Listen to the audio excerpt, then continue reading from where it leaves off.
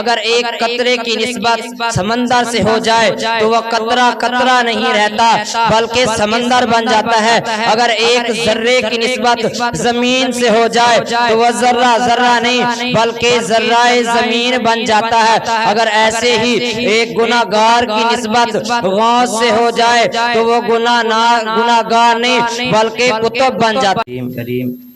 اما بعد اعوذ باللہ من الشیطان الرجیم بسم اللہ الرحمن الرحیم اہدنا الصراط المستقیم صراط الذین انعمت علیہم غیر المغضوب علیہم ولا الضالین آمنت باللہ صدق اللہ العظیم وصدق رسولہ النبی الکریم الامین ونحن علی ذالک لمن الشاہدین والشاکرین والحمد للہ رب العالمین۔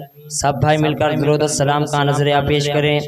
الصلاۃ والسلام علیک یا سیدی یا رسول اللہ، الصلاۃ والسلام علیک یا سیدی یا حبیب اللہ، وعلی آلک واصحابک یا سیدی یا رحمت للعالمین۔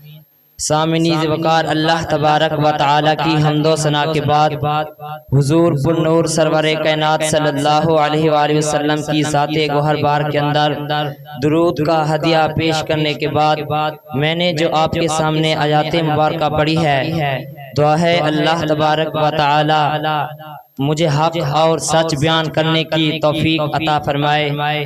سامعین وقار، اللہ تبارک و تعالی نے قرآن مجید کے اندر ارشاد فرمایا، اہدنا الصراط المستقیم صراط الذین انعمت علیہم غیر المغضوب علیہم ولا الضالین۔ دکھا ہم کو سیدھا راستہ، اور راستہ بھی ان لوگوں کا جن پر تو نے انعام کیا، اور نہ ہی ان کا جن پر تو نے غضب کیا۔ تو ہم نے کہا یا مولا وہ کون سے لوگ ہیں جن پر تو نے انعام کیا؟ تو جن کے متعلق رب نے قرآن مجید کے اندر ارشاد فرمایا، اولئک الذین، یہی لوگ ہیں انعم اللہ، جن پر اللہ تبارک و تعالی نے انعام کیا، من النبیین، نبی، والصدیقین، اور صدیق، اور والشہداء والصالحین، اور صالحین۔ بلکہ اللہ تبارک و تعالی نے ان پر ایسے انعام نہیں فرمایا جن کے متعلق رب نے قرآن مجید کے اندر ارشاد فرمایا، والذین یبیتون لربہم سجدا وقیاما، بلکہ انہوں نے ساری رات رکوع اور سجود کے اندر گزار دی۔ جب یہ ساری رات رکوع اور سجود کے اندر گزار دیتے تو یہ رب کے قریب ہو جاتے، اور اتنا قریب ہو جاتے کہ رب سے یہ جو بھی مانگتے اللہ اسی وقت ڈائریکٹ قبول عطا فرماتا۔ سامعین وقار، آپ کی سماعت کے حوالے ایک روایت بیان کرنا چاہوں گا۔ ایک دن حضور غوث اعظم رحمت اللہ علیہ نماز ادا کرنے کے لیے گئے تو آپ کے پاس ایک بہت ہی قیمتی کرتا تھا، تو آپ نے قیمتی کرتا اتار کر رکھ دیا اور آپ فوراً نماز ادا کرنے لگے۔